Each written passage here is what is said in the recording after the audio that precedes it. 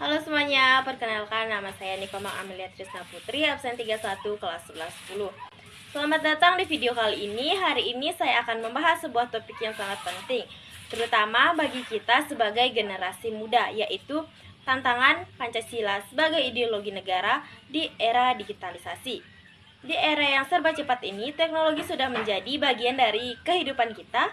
Media sosial, internet, dan digitalisasi yang membawa banyak kemudahan, tapi di sisi lain juga membawa tantangan besar. Lalu, apa saja tantangan itu dan bagaimana peran kita sebagai generasi muda untuk mengatasinya?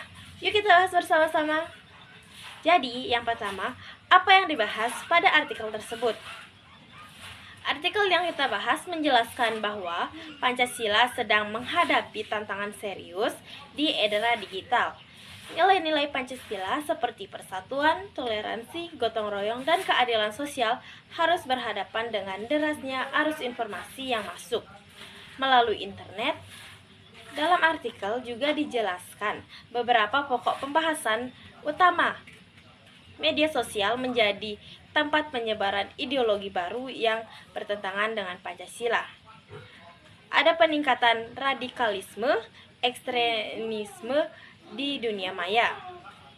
Banyaknya hoax, ujaran kebencian, provokasi, dan polarisasi yang menyerang masyarakat. Generasi muda sering hanya menghafal Pancasila tanpa benar-benar memahami maknanya. Perlu strategi baru agar Pancasila tetap relevan di zaman digital. Artikel menetapkan bahwa Pancasila bukan hanya sejarah. Nilai-nilainya harus tetap hidup dan diterapkan dalam kehidupan sehari-hari, baik offline maupun online. Yang kedua, mengapa permasalahan ini bisa terjadi? Ada beberapa alasan utama kenapa tantangan ini muncul. Yang pertama, informasi menyebar terlalu cepat, di mana di masa lalu informasi tersaring lewat media resmi seperti TV, radio, dan surat kabar. Tapi sekarang, siapa saja bisa memposting apa saja. Akibatnya, ideologi ekstrim atau pendatangan yang tidak sesuai dengan Pancasila bisa menyebar tanpa kontrol. Yang kedua, konten digital lebih mengutamakan popularitas daripada edukasi di media sosial, yang paling sering viral oleh konten yang menasionalisasikan konten edukatif. Hal ini membuat nilai moral kalah populer dibanding konten hiburan yang tidak mendidik. Yang ketiga, kurangnya literasi digital. Banyak orang belum terbiasa mengecek sumber informasi. Akibatnya, hoax dan provokasi mudah dipercaya. Ini menimbulkan perpecahan di tengah masyarakat. Yang keempat, pendidikan Pancasila masih cenderung teoritis. Sebagian besar pelajar hanya diminta menghafal teks Pancasila tanpa diajak beredukasi tentang bagaimana menerapkannya, di mana di kehidupan nyata akibatnya generasi muda merasa Pancasila itu jauh dari dunia mereka. Yang terakhir, regulasi dan pengawasan belum maksimal. Perkembangan teknologi jauh lebih cepat daripada pembuatan aturan. Hal ini membuat dunia digital menjadi tempat yang rawan disinformasi, kebencian, dan provokatif. Semua faktor ini membuat Pancasila menghadapi tantangan berat untuk tetap menjadi pedoman hidup bangsa. Soal yang ketiga, solusi solutif bagi generasi muda. Generasi muda yang paling aktif mengutamakan internet. Kita punya peran besar untuk menjaga nilai-nilai Pancasila tetap hidup. Berikut beberapa solusi nyata yang bisa kita lakukan. Yang pertama, tingkatkan literasi digital, belajar mencari informasi dari sumber yang valid. Cek dulu sebelum share. Pahami perbedaan fakta dan opini. Dengan literasi digital yang baik, kita bisa menghindari penyebaran hoax. Yang kedua, sebarkan konten positif yang sesuai nilai Pancasila. Generasi muda kreatif banget. Kita bisa membuat konten berikut: video edukasi tentang toleransi, persatuan bangsa, konten gotong royong dan peduli sesama, cerita inspiratif tentang keberagaman Indonesia. Dengan membuat konten positif, kita ikut memperkuat karakter bangsa di dunia maya. Yang ketiga, ikut dalam kegiatan sosial dan komunitas Pancasila. Bukan hanya di omongan, tapi dipraktekkan. Misalnya, bukti sosial, donasi bersama, kegiatan kebersihan lingkungan, diskusi kelompok tentang isu kebangsaan. Nilai gotong royong akan hidup kembali bila kita melakukannya secara nyata. Yang keempat, jadilah pengguna internet yang beretika. Etika digital adalah bagian dari nilai Pancasila. Caranya, jangan mudah terpancing emosi, hormati perbedaan pendapat, hindari komentar kasar atau merendahkan, jangan upload konten yang memicu percemasan. Ini adalah wujud nyata sila kedua dan ketiga Pancasila. Yang kelima, jadikan media sosial sebagai tempat menyebar kebaikan. Media sosial bukan tempat pamer, tapi bisa menjadi tempat berbagai inspirasi. Ajak teman untuk kerukunan, buat kampanye kecil-kecilan sosial toleransi, sebarkan postingan motivasi dan empati dengan tindakan sederhana. Kita memberi pengaruh positif bagi banyak orang. 6. Belajar dan memahami makna Pancasila secara mendalam. Tidak cukup hanya menghafal 5 sila, kita perlu memahami nilai-nilai apa saja yang terkandung di dalamnya. Bagaimana menerapkannya di era digital? Bagaimana nilai itu menjaga persatuan Indonesia? Jika kita memahami maknanya, kita akan lebih siap menyaring pengaruh negatif di internet. Adapun kesimpulan yang bisa ditarik pada artikel tersebut, yaitu dari pembahasan mengenai tantangan Pancasila sebagai ideologi negara di era digitalisasi, kita dapat simpulkan bahwa Pancasila tetap menjadi dasar dan pedoman hidup bangsa Indonesia.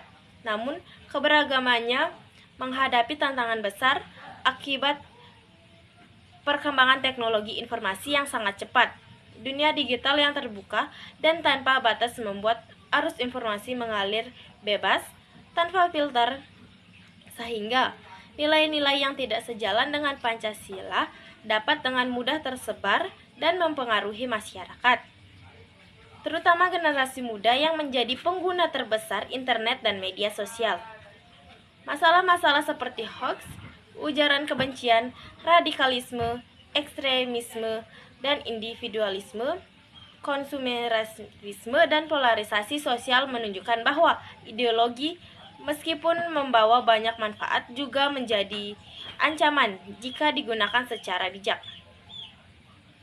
Selain itu, kurangnya literasi digital, rendahnya kemampuan memilah informasi, serta pendidikan Pancasila yang masih cenderung teoritis membuat generasi muda rentan terhadap pengaruh negatif tersebut. Namun di sisi lain, era digital juga memberikan peluang besar jika dimanfaatkan dengan baik. Teknologi justru dapat menjadi sarana efektif untuk mengutamakan kembali nilai-nilai Pancasila, menyebarkan pesan toleransi, memperkuat persatuan, dan menanamkan kesadaran kebangsaan melalui berbagai bentuk konten kreatif yang mudah diakses banyak orang. Dengan kata lain, digitalisasi bukan ancaman mutlak, tetapi tantangan yang dapat dikendalikan. Karena itu, sebagai generasi muda, kita memiliki tanggung jawab besar untuk menjadi pengguna internet yang cerdas dan berkarakter.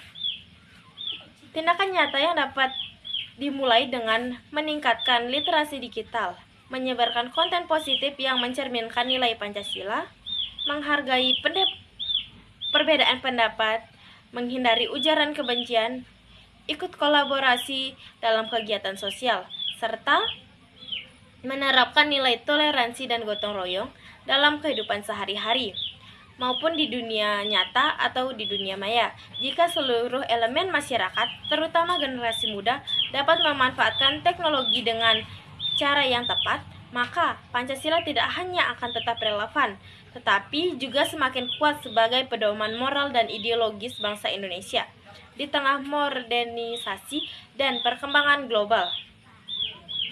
Akhirnya dapat disimpulkan bahwa kekuatan Pancasila tidak terletak pada seberapa sering ia diucapkan, tetapi pada seberapa sering nilai-nilainya diterapkan dalam kehidupan nyata, termasuk dalam ruang digital yang kita gunakan setiap hari. Tantangan boleh datang, tetapi selama perbedaan pembahasan mengenai tantangan Pancasila di era digitalisasi dapat ditarik kesimpulan bahwa perkembangan teknologi yang begitu cepat telah mengubah cara masyarakat berinteraksi, memperoleh informasi, dan membentuk opini.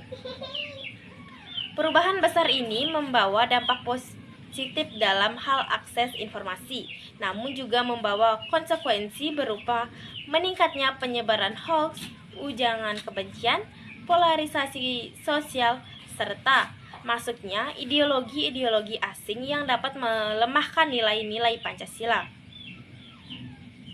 Pancasila sebagai ideologi sebenarnya telah dirancang untuk menjadi pedoman yang fleksibel, relevan, dan mampu menyesuaikan diri dengan perkembangan zaman.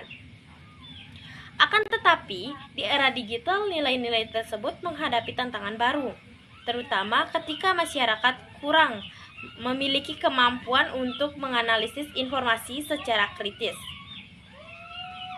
Kurangnya pemahaman mendalam tentang Pancasila membuat sebagian besar generasi muda hanya mengingat Pancasila sebagai hafalan, bukan sebagai prinsip yang harus diwujudkan dalam tindakan sehari-hari. Oleh karena itu, menjaga eksistensi Pancasila di era digital bukan hanya tugas negara, tetapi juga tanggung jawab seluruh masyarakat, terutama kita sebagai generasi muda. Teknologi yang sama yang berpotensi membawa ancaman juga dapat digunakan sebagai sarana memperkuat pemahaman kebangsaan, misalnya dengan menciptakan konten-konten yang positif, menyebarkan nilai-nilai toleransi, serta menjadikan media sosial sebagai ruang edukasi, bukan perpecahan. Dan pada akhirnya, Pancasila akan tetap menjadi ideologi yang kuat apabila nilai-nilainya terus hidup dalam pikiran dan sikap masyarakat. Dengan memperkuat literasi digital, meningkatkan kesadaran moral, dan menumbuhkan rasa tanggung jawab terhadap bangsa, generasi muda dapat menjadi garda terdepan dalam menjaga keberlangsungan Pancasila. Di era digital bukanlah menghalang, melainkan kesempatan untuk membawa Pancasila semakin dekat dengan kehidupan sehari-hari dan memastikan ideologi ini tetap relevan untuk masa depan Indonesia. Sekian dari saya ucapkan terima kasih.